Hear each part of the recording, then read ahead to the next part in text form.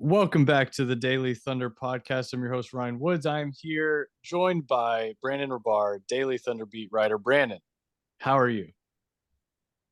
I am good. I'm excited about this special edition podcast with our two very special guests. We have two special guests. They are the two co-owners of Daily Thunder, John Napier and Cray Allred. Fellas, how are you? I am ready for game six. I am Absolutely. going crazy waiting for game six. It's the first game of the series that we've had more than one day between games, which I'm sure for some listening they wanted the extra exhale opportunity, and I'm sure others like Cray are ready to get the show on the road. Um, John, you sound jazzed for Game 6. How are you feeling right now? Well, I'm hoping that we use this extra day off so Mark can watch some tape and figure out how to solve the Dallas defense. Brandon, I thought you were at game 5. A lot of good looks, and they seemed happy with them. They seemed happier, I'll say, than games 3 and 4 with what they got on the offensive end. What did you take away from quotes you heard after the game? Yeah, Mark Dagnall, Shea Gilgeous-Alexander, and J-Dub all echoed the exact same thought. It was the theme of the post-game presser. We had good looks. We generated good offense. The shots just didn't drop. And I went back and watched them, and I looked at the numbers, and they're right. Of their 40 3-point shots, or was it 41? All but one of them were either wide open or open. And they only hit 10 of those shots, like far below, obviously, the regular season standard. If a few more of those shots go down, those 3-pointers go down, obviously it's a different game. I do think, looking back at it, they did generate good shots from good shooters. They just didn't fall. They feel like if they get those same shots in game 6, they get a good chance of winning. Cray, are you feeling the nervousness that you're feeling? Does that make you feel any better about those feelings, or were you just like, this is that they're in trouble after game 5? So I felt after game 5 all the nervousness and disaster.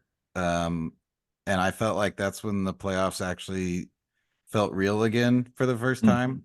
I've even thought, when we're like talking about how long the rebuild really lasted, and like last year was the play-in, I was like, does the play-in season count as like, a good season or a rebuilding season?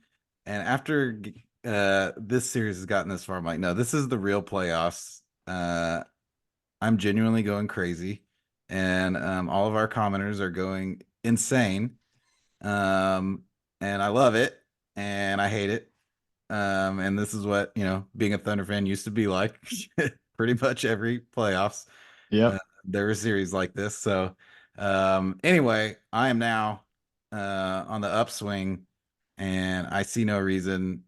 I actually feel like it is very rational to expect the Thunder to shoot probably above 33% from three in a game, in any game, even the way they played, even the way they shot. Like, that's not even like aggressing to the mean or whatever, the stat model would be. That's just like any team would shoot above 33%, and they're the best, the most lethal team in the regular season. So I am going to once more think that it is probable that they will shoot better and they'll win the game. Yeah, that the shooting has been troubling, especially on the open looks. I don't think Dallas. I think Dallas does deserve credit for how they've defended, and even still, I think we all would sign up for those same looks from Game 5 again, with the same guys taking them again from the same spots. A lot of looks that didn't go down. I was really disappointed watching Game 5. I'll be honest. I was expecting a game that looked a lot like, maybe not 45 points, but a game like Minnesota played against Denver, having clawed their way back to 2-2, coming back home, I was more so more than the missed shots. I was disappointed in the overall energy of the team from the jump. I thought they had a chance to really step on their throat early. Obviously, shots going in has a lot to do with that. But yeah, shooting above 33% from the 3-point line, whenever it does happen again, I think the Titanic, it's been 84 years, GIF will be very appropriate, because it does feel like it's been forever since this team came out and shot near a number that we were had a lot of fun watching in the regular season. John, where are you at with the looks they got? Or did you think they had a good uh, a good process in game 5, or was it, or were you just pulling your hair out the whole time? I mean, I agree that they were generating good looks. I'm not sure that, I think that makes you super confident going into game 6 if they can repeat the same things, because, they were getting Lou Dort to take 8 threes, and that's like they're designing those kinds of shots to be the open shots. And, they're leaving Josh Giddey open in the corner and he's missing the threes. I guess he only took 3, but I mean, that's been their sort of their game plan throughout the series. Crowd the paint, force the Thunder to kick out to shooters who aren't knocking down shots. And I think they'll live with those results because we're not getting offensive rebounds and it's just one and done possessions. And they're getting the offensive rebounds on the other end, which I think we did a better job in game 6. But that's sort of been the thing that the Thunder need to solve for. And the fact that we took 43s, 8 of them by Lou Dort, to me doesn't seem great. I think there needs to be something more than we just got to knock down the shots. It did feel like a lot of Lou Dort, and a lot of Lou Dort off the dribble, which I think if you can get this Thunder team to like a swing to Lou Dort, and he still has to put it on the floor, I think you're gonna love your chances, especially with how much they're guarding the paint. They're super long on the perimeter and at the rim. They're just packing the paint. So I agree with that. It felt like a ton of Lou Dort to me, Brandon. Yeah, I mean, Lou was 2 of 8 from 3. That's not ideal, obviously, but if he hits one more of those, it feels pretty solid. But that's kind of the story of the 3-point shooting. Like Isaiah Joe, him going 2 of 8 is a killer. He hit his very first one. He started instead of Giddey. Everybody's excited. They jump out to an 8-2 lead. Isaiah hits the first 3, and it's exciting. But unfortunately, he goes 1 of 7 for the rest of the game. And all of his were good looks, too. Again, all but one of their 43-point shots were either wide open or open. I think they shot 6 of 18 from wide open and 4 of 21 from open. And look, Chet Holmgren goes 1 of 5. He hits one more. He's at his kind of typical average. J-Dub goes 0 for 3. And I think if you talk to any Thunder fan, they'd say he needs to shoot more than 3 3-pointers. So that's a part of it. I wish J-Dub would be a little bit more, just let him fly, be confident, take those, a lot of pump fakes.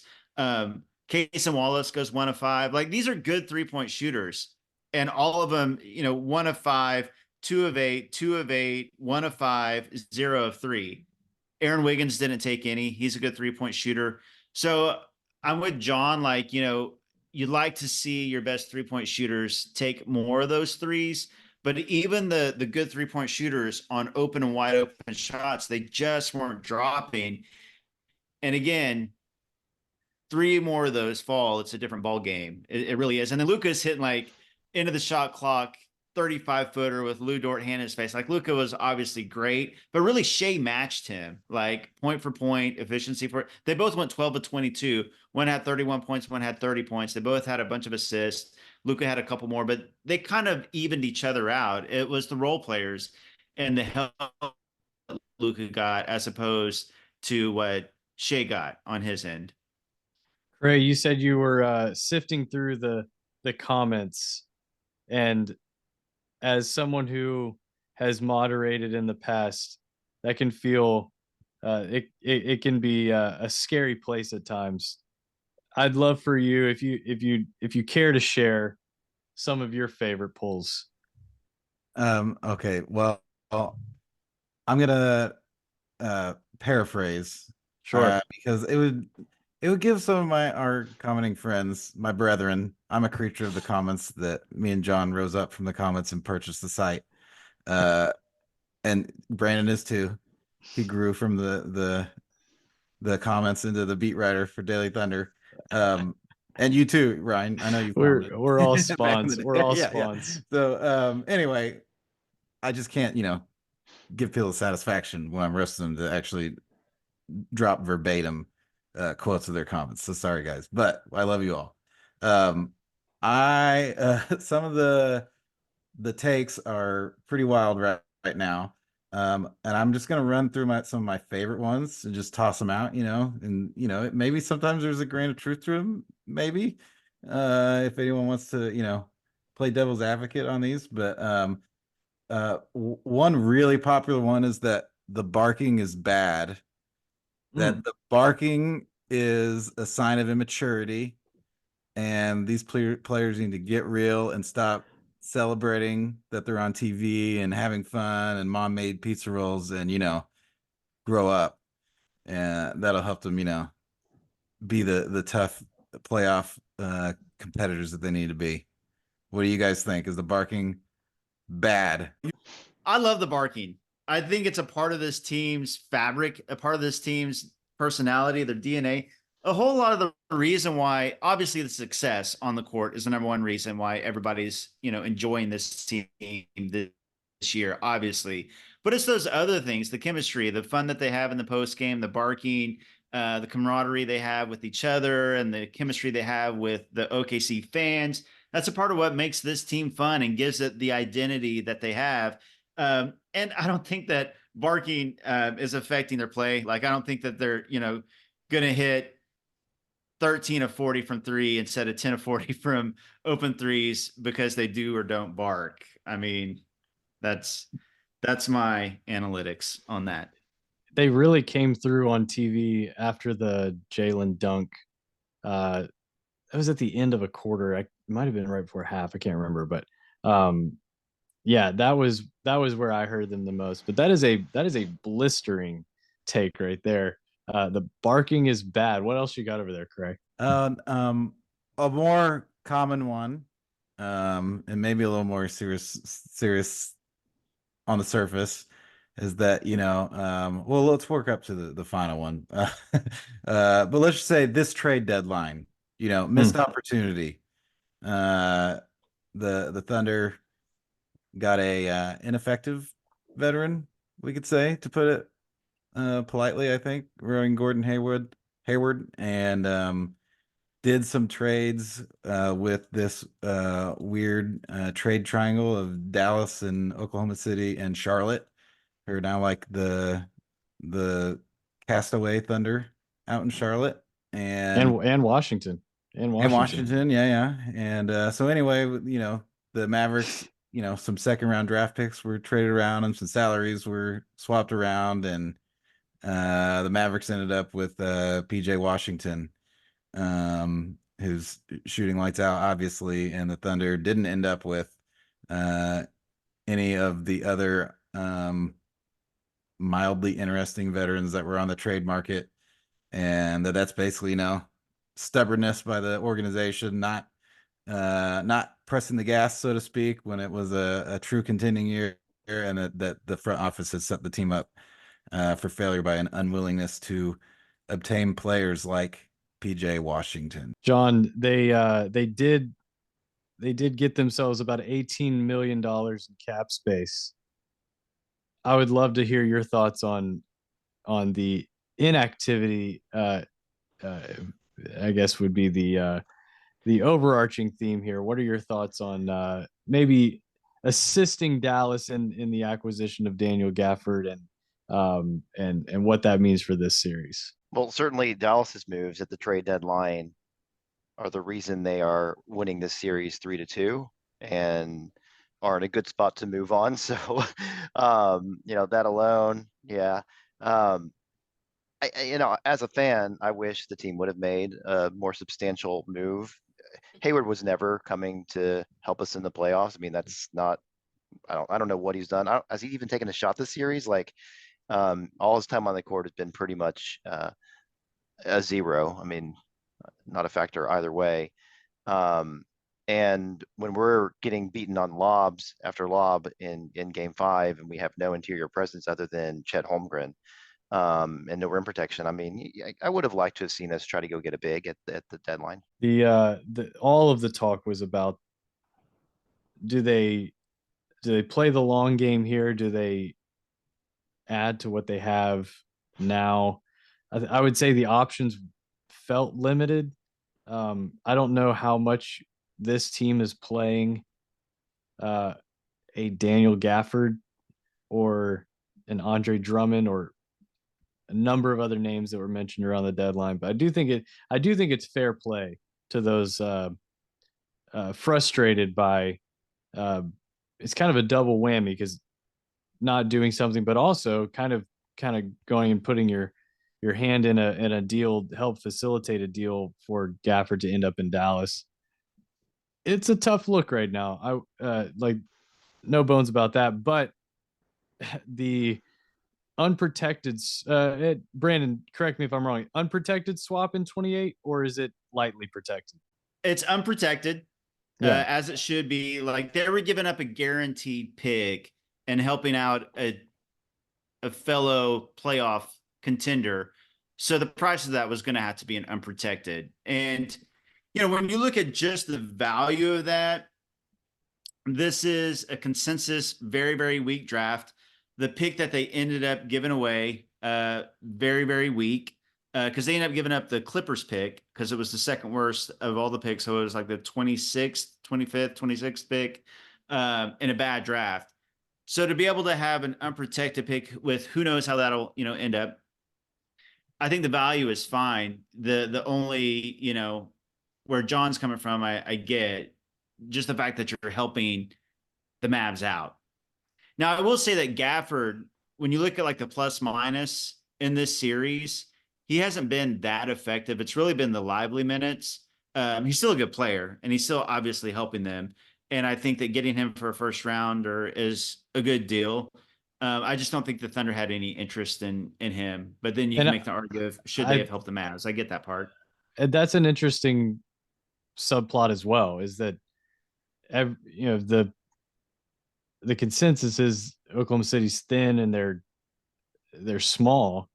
And at the draft last year, they went with Case and Wallace, and Dallas ends up with Derek Lively in a, you know, those two teams swap picks.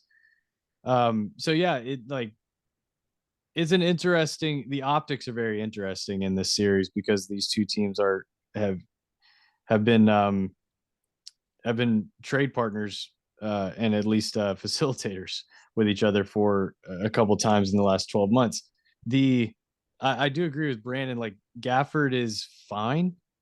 I don't know that he's tilted the series by any means, but he is fine. He's a solid player. But they are now like kind of asset dry.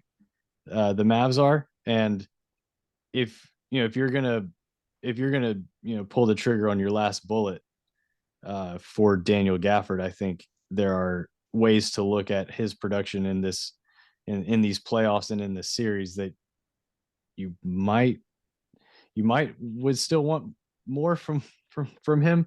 But Lively is, I mean, he looks like a solid big. Like, rookie bigs typically take a while, and he's been more than serviceable. He's been good. So Dallas is in an interesting spot. I think you could squint and say that Oklahoma City has kind of helped put him in this spot, but that is an interesting take, and I'm listening to that, no doubt about it. I probably am pushing back on the barking, but I will listen to the frustration over Dallas and how they ended up with these two bigs. And John, I think yeah, go overall, ahead, Craig. all of these connected parts also, you know, it's a very interesting optics, like you put it. You know, it's not just a trade. The Thunder have been betting against the Mavericks.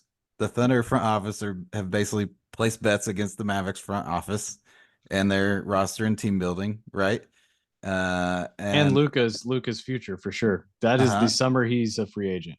and in multiple different ways, and they've also prioritized their roster building in the, you know, those first round selections between Kaysen and Lively in Mhm. a way that a lot of the Thunder fans are have a lot of angst about the Thunder not prioritizing size in the front court, right?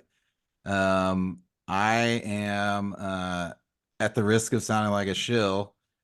I think those are the right bets to have placed, and it might be uncomfortable in a second round series this year. And I would also just say if PJ Washington and players like him and, you know, rookie Derek Lively and Daniel Gafford are really the swings in the series, then that's not a roster worth pressing the gas on because Mm. you press the gas to go to the finals, not to make it to the conference finals. And And I would say as well, like if those are the players that felt like they swung the series and that you probably didn't make enough shots. You can probably go find your own undoing also, in how they shot it. like, PJ Washington's a 35% career 3-point shooter. So is Trey Mann, who they dumped. And Mhm. would it be shocking if they refused to move Trey Mann and gave him playoff minutes and he had this kind of run where he got hot and hit a bunch of shots and they looked smart for hanging on to Trey Mann and sticking with their guys? Like, this is the Mavericks are, I hate to sound like giving so many excuses, but the Mavericks are getting lucky on some of their shot making, or they're hitting more than what the average will bear out over the long term, and the Thunder are going the opposite way. Um, and yeah, I'll also dump on Daniel Gafford. I don't think that he is in any way a condemnation of the Thunder sticking with Chet, you know, as the main uh figure in the front court. Daniel Gafford is I looked it up. He has a worse vertical leap than Darius Baisley from the same draft class, and has not does not. He's, you know, he's doing well. Good for him. Good for PJ Washington. Good for all these guys. Good for Derek Jones, who's like a fake dunk contest winner, basically. Is his career achievement to this point. But like, these are not, you know, home run misses at all that are going to have these kind of performances every playoffs and continue to vault another playoff team into the conference finals. We talked, John. I want to go back to Josh Giddey coming off the bench because that does kind of lead us back towards Game 6. Brandon and I talked after Game 4. Um, Kaysen was just really, really good in the second half of Game 4. We both agreed that we thought Josh would still start Game 5, and we were wrong. I was pretty stoked about just what it might look like, and after those first 90 seconds of the game, I thought, "Oh my gosh, like here we go." What were your thoughts on the change, who it was for, and how it played out? Yeah, well, the minutes early with Joe and the starting lineup did look better. The offense looked better. I don't know if it was just the energy that made a difference, but ultimately, I don't think it changed the game, and it didn't make a difference in the third quarter. Um, I don't think Josh Giddey should start. I think he's probably better coming off the bench, but maybe you do consider putting Kaysen in there or Aaron Wiggins or something to start as opposed to Josh Giddey. Were you hoping for a change? And if so, did you have were you hoping it would be Isaiah Joe or someone else specifically? Uh, you know, and I hate pretending like I would know better than what Mark would know as far as the That's what we're lineups. good at, though. That's why we're here to pretend. But you know, again, I hope in Game 6 we don't start Giddey.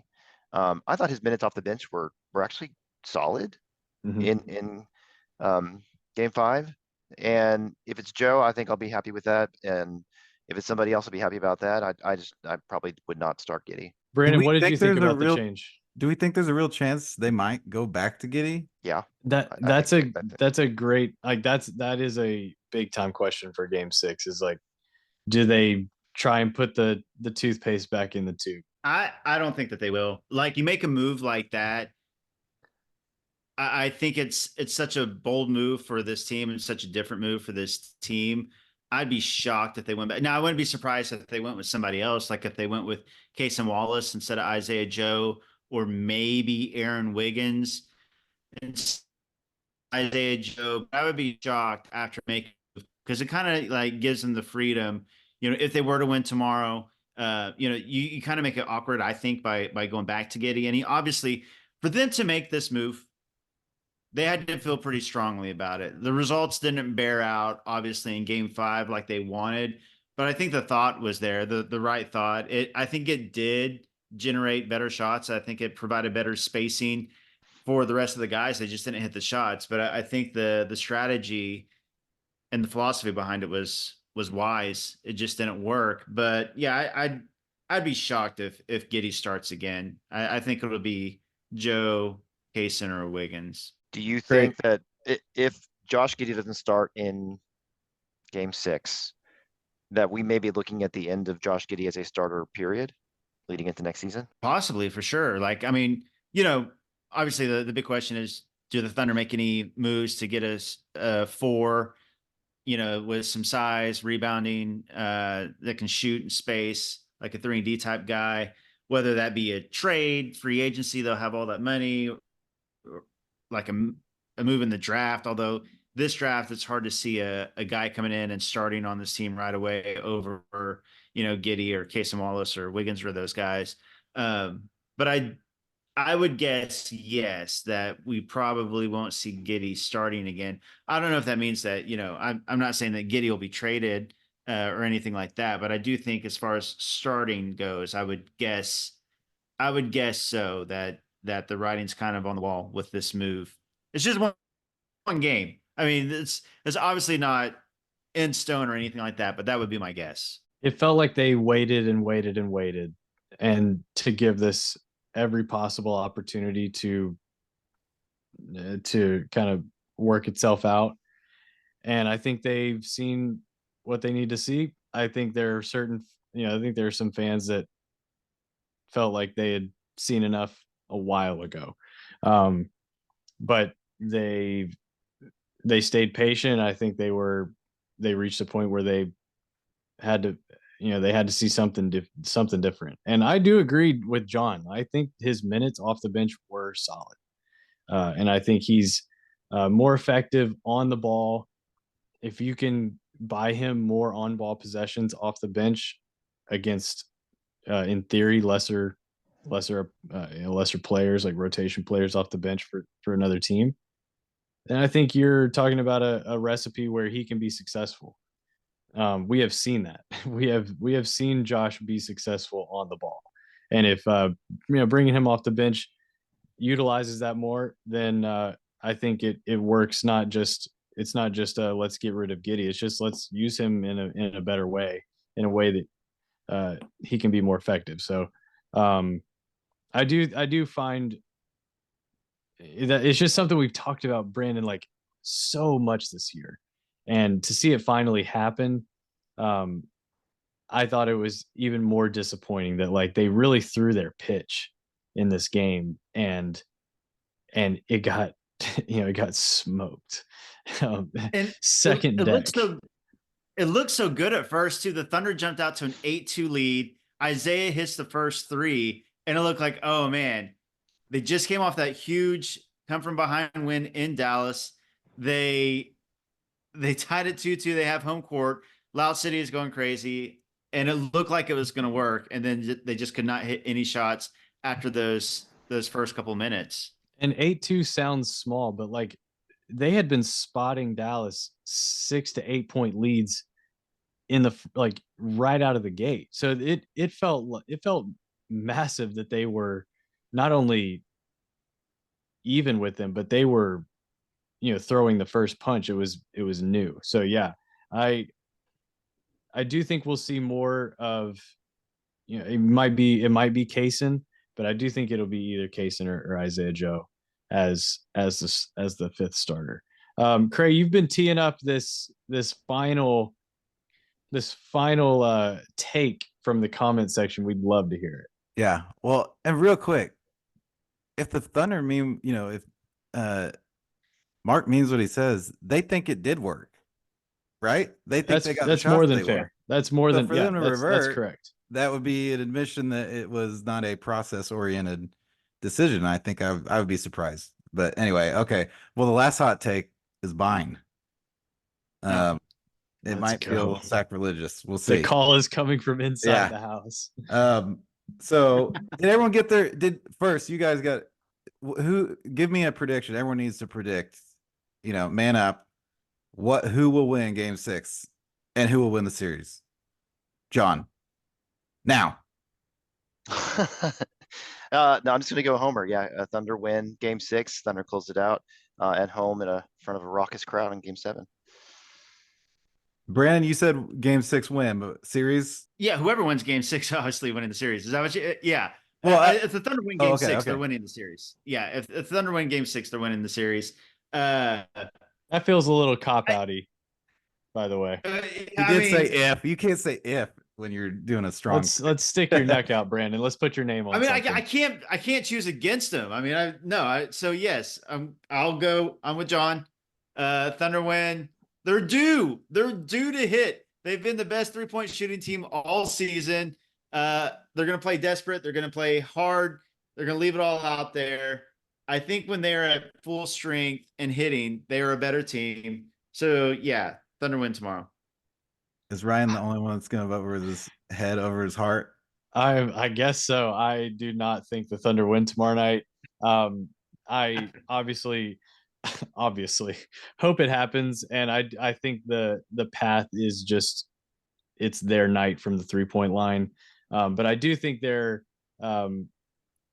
I do think the way Dallas is defending them is in such a way that is the only way for it to happen, is a really hot night from 3. I think they've really schemed them very well, and I don't know that this team was in a position to counter to this degree at this stage of the proceedings. So it is this is not a skies falling situation by any means, but I do not think that the series comes back to Oklahoma City.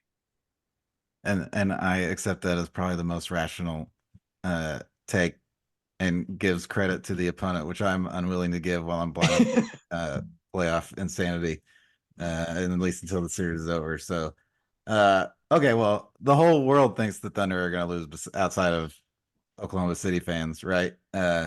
So it's a couple questions real quick. I won't take forever. I'm gonna lead into this.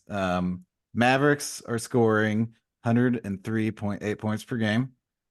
The non-Shea Thunder players are scoring 72.6 points per game. That's a gap of 31.2 points. Do you know what Shea is scoring per game in the series? Yeah. I'm going to say 30.6. John? 32. Okay. You get pretty close. 31.4. So now this is like a really stupid way to predict a game, but that's not how I'm going to predict it. But Shea's been the difference while the offense around him has been putrid. I think we all kind of agree with that. And especially in Game 3, that was the path to victory, right? Just incredible mid-range, closing the gap while they just hung on defense and continued to brick every 3-pointer. So how many, if we gave this team to Russell Westbrook, how many shots? Oh God. How many shots would he take, and how many points would he score in Game 6? Like over under 30 shots, 40 points. I'll take the over on both. Right? Yeah. Yeah. Well, I mean, nobody on this Mavericks team can guard. I mean, are we talking about like 20? What year Russ are we talking about? In post KD Russ. Oh yeah, no. Yeah. Yeah, go ahead. Yes, over on both, over on Yeah. points and shot attempts. So post KD Russ averaged 26 and a half shots per game. He averaged 7.9 3-pointers attempted per game in the playoffs. He made 31% of them, which we would take right now in most of these games outside of game one. Anyway, how many we don't I don't Mr. Unreliable, Kevin Durant. It's a crapshoot how many he would have taken, right? How many Wait, shots wait, he wait, wait, wait, wait. taken? I'm sorry. What are we doing this? Are we doing Mr. Unreliable? What are we doing? No, What are we no. doing? Your So first. how many shots would Russ take? We know 80, right? How many shots would Mr. Unreliable take? Oh my god. Maybe no.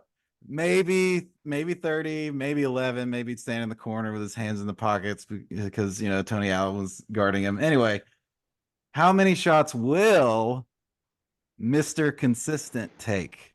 Wow. This is my hot take. He's taking this is his some avant-garde stuff extremely here. efficient 23 shots a game. He's shooting 50% from the floor. He's shooting 46.7% from three.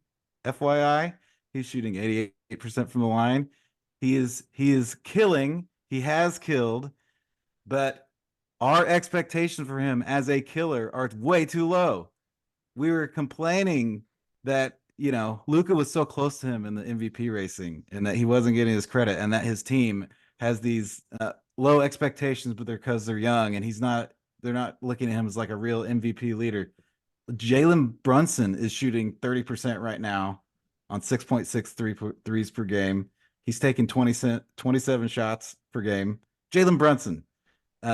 If players like Brunson, Kawhi, James Harden were going into this exact game 6 with the expectations people have of lead scorers like this, they would expect them to shoot more than 20-ish shots per game from the mid-range. And I know it's hard. I know I know the scheme is there. I know that he is chopping away as much as he can, but Shea can take more than 4 3-pointers, which he just took. We can expect him to go down swinging. If Shea gets a little bit ugly and a little bit reckless and desperate and a little less cool and collected, it could be a 40-pointer, a 50-pointer, whatever. And he might only, convert 40% of his shots from the floor or 32% from three or whatever. And it'll be better than the garbage around him. And so anyway, I want more Russ than KD. So I try to thread that needle. I do think I've blasphemed looking at your face, Ryan. I'm speechless, John. I kick it to you. Well, when Cray, when you're going through all of that, I guess my conclusion is different. I don't think Shea is going to take 40 shots. I don't think he's going to take 30 shots. I think he's going to play the same game that he does. And the attempts is going to depend on how the game is called. If he's only taking, 4, 5, 6 free throws, then, he's going to have a higher shot attempt count because he's not getting to the line. But Shea has a game. He's going to play his game. And he's probably going to be telling J-Dub, Holmgren that, they got to step up and play too. I will say, like, game one was really the only game J-Dub I think we would only game in the series I think he would feel like was himself and what we've seen throughout the year. And they blew them out in game one. I think the other than just open shots going in, if Jalen can come back to us, I think they're going to have a real shot because Cray, the 70 whatever points from non-Shea players is like, that's obviously not going to cut it no matter who you're playing. And that number, I would assume, with like a 122 point output, was very different in game one. So so it's cratered since then. Yeah. The J-Dub minutes need to be. I mean, that if we're talking about who needs to be more aggressive, J-Dub has taken 3 catch and shoot threes in this entire series. It's just not. It's not enough. This team, like with the way that they're being guarded, they have to take more. They have to take more threes. Shea, I'm fine with Shea taking a couple more off the dribble threes. I think this team needs him to do that. I think that he needs to try and stretch the defense a little bit with that off the bounce three. But is Jalen's passing up some good looks, and we talked about it in game 4 or after game 4, but the idea of passing up a good shot for a great one is very noble, and it works a ton. In a playoff series where the other team is incredibly long and rangy, that great shot might be the best you get. The great shot might not exist really. And it sometimes they're just turning the ball over looking for that great shot, and they've passed up a couple good ones in the process. And I would say Shea's already adjusting. Like he's not taking his favorite shot diet, you know, and he's just hitting them at an incredible rate. So, but but here's the thing, I want more, and I actually am hopeful that, you know, I think Jalen, Chet, Isaiah Joe, Lou Dort, there are a lot of players that could actually, you know, swing game 6 or game 7 and everything else kind of go like it's gone.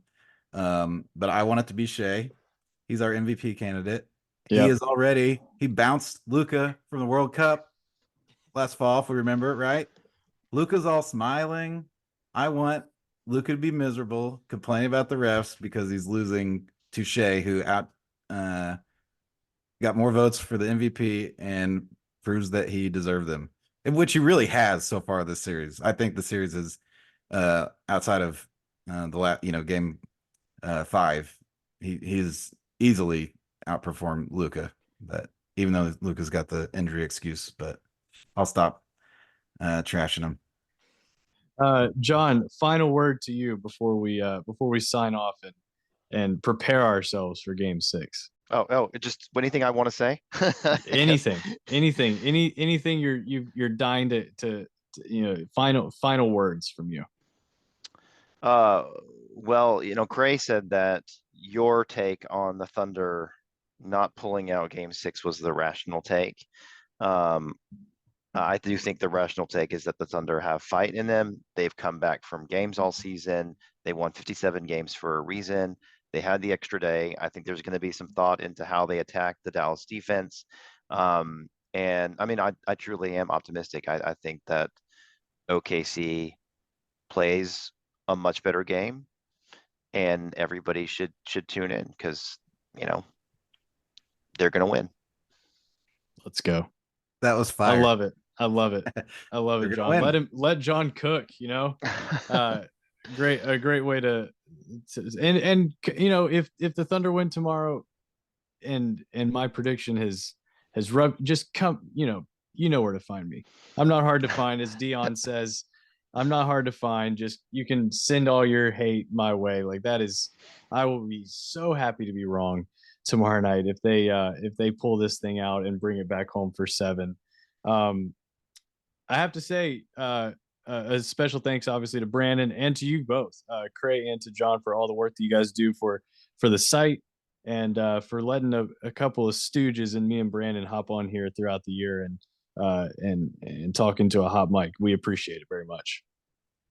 Nah, it's a labor of love, I think, for everyone, and in all seriousness, I love trolling our commenters, but our readers are just awesome, and it's been really fun to you know, have something fun to get really mad about that doesn't really matter, you know, and to absolutely lose sleep over, and, like, you know, it's fun being a Thunder fan. It's fun following a team that you're passionate about and that you know, argue about on the internet. So before we sign off, listening. Cray, I think you have to bark before we close as the last shout out to the commenters. Did you see my shirt?